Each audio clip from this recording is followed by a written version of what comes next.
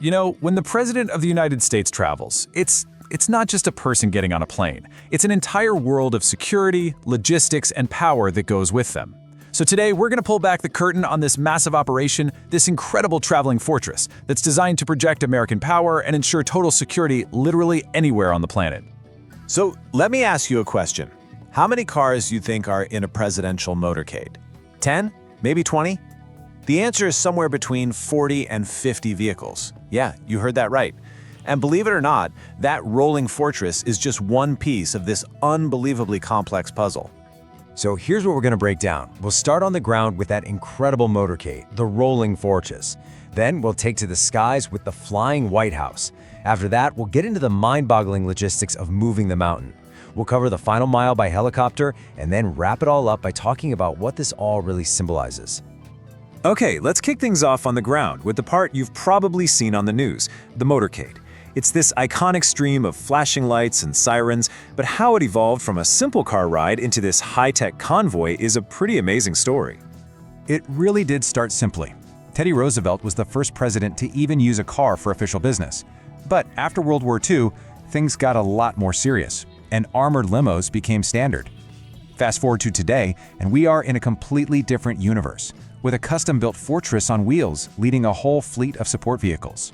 Right at the heart of that motorcade is the presidential state car. You probably know it by its famous nickname, the Beast. And let me tell you, this is not just some fancy Cadillac. It is a purpose-built mobile command center and survival cell engineered from the ground up to withstand almost any threat you can imagine. And this is where it gets wild. The features on this thing are straight out of a spy movie. The armor is a crazy blend of steel, aluminum, and ceramics. The glass is inches thick and bullet-resistant. The entire cabin can be sealed to protect against a chemical attack, and get this, it even carries a supply of the president's blood type, just in case. It is the ultimate defensive vehicle. That whole 40 to 50 car convoy isn't just a random traffic jam. It's a highly choreographed system run by the Secret Service. It all starts with route and pilot cars way up front, checking the path in real time. Then you have the lead car, which is kind of like the brain of the whole operation.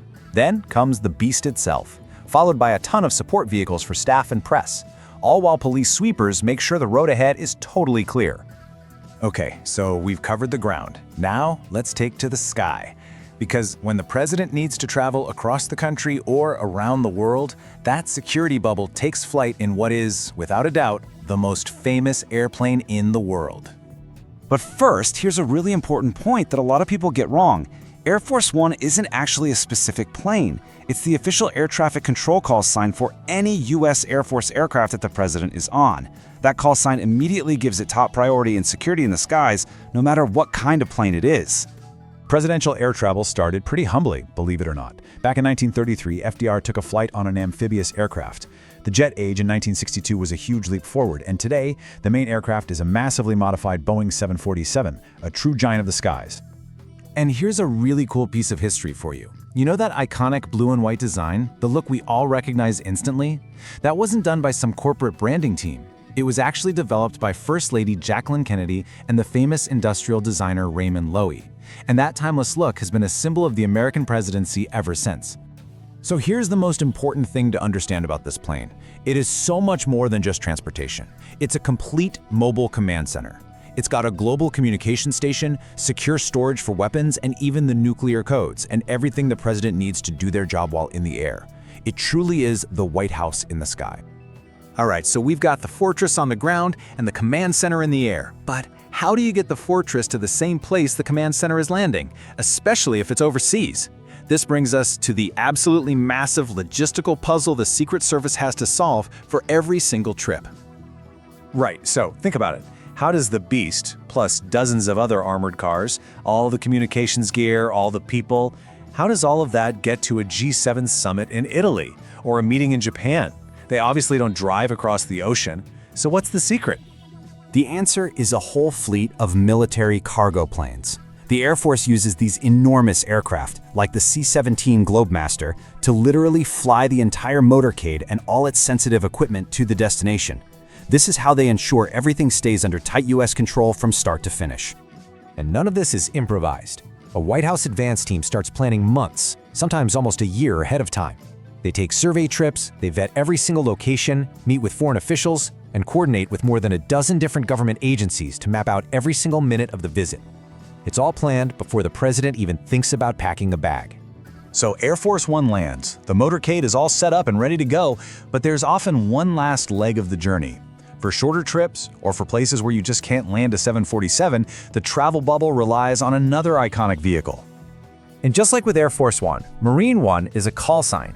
This time, it's for any Marine Corps aircraft with the president on board. These helicopters are flown by the absolute best of the best, the elite Marine Helicopter Squadron 1, or HMX-1. It's the only squadron with this mission, and its members are all handpicked as the most skilled and trustworthy in the entire Marine Corps. And of course, these are not your average helicopters. They are flying fortresses. They can fly at over 150 miles per hour, they're covered in ballistic armor, they have anti-missile systems, they're even protected against the electromagnetic pulse from a nuclear bomb. They are every bit as secure as the Beast and Air Force One.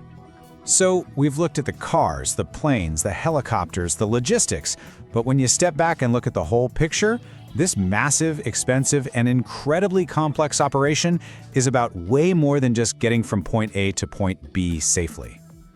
The source material for this explainer really hits the nail on the head. The whole travel bubble, from that classic look of Air Force One to the sheer size of the motorcade, has become this powerful, instantly recognizable symbol of American authority and influence wherever it appears in the world. When it comes right down to it, every single piece of this puzzle is designed to send a very clear message. It communicates stability, it communicates capability, and it communicates the simple fact that the US government can project its presence and operate safely and effectively anywhere in the world at any time. And that kind of leaves us with a final, fascinating question to think about.